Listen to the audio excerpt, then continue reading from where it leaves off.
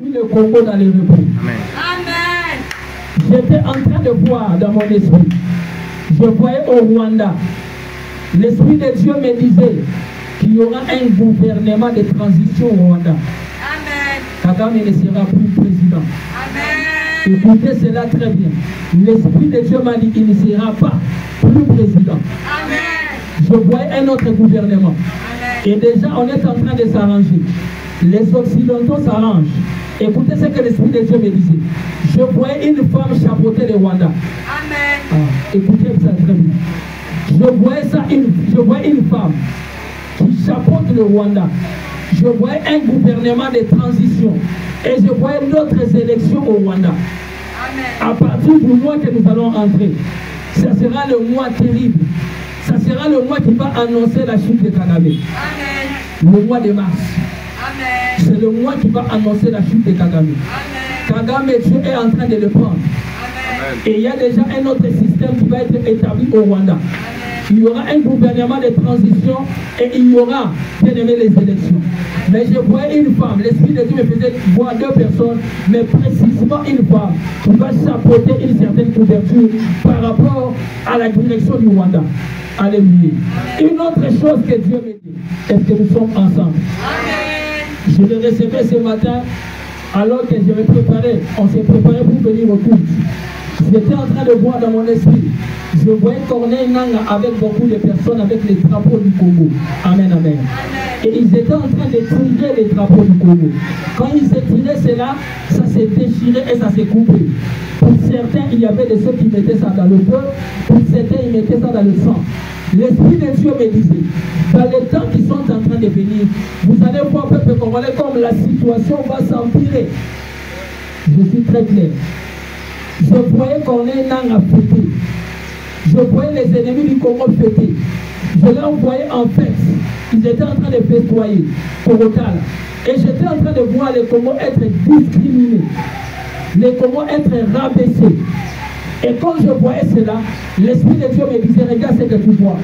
Mais après, je voyais une ruine leur atteindre soudainement. Amen. Et quand je voyais cette ruine leur atteindre soudainement, j'ai vu des fruits et j'ai vu comment ils ont fouillé. Et Dieu me disait, c'est comme ça que je vais instaurer mon repos et ma paix au Congo. Amen. Dieu est en train d'instaurer une autre saison au Congo. Ce que vous êtes en train de voir, c'est une stratégie de Dieu. Amen.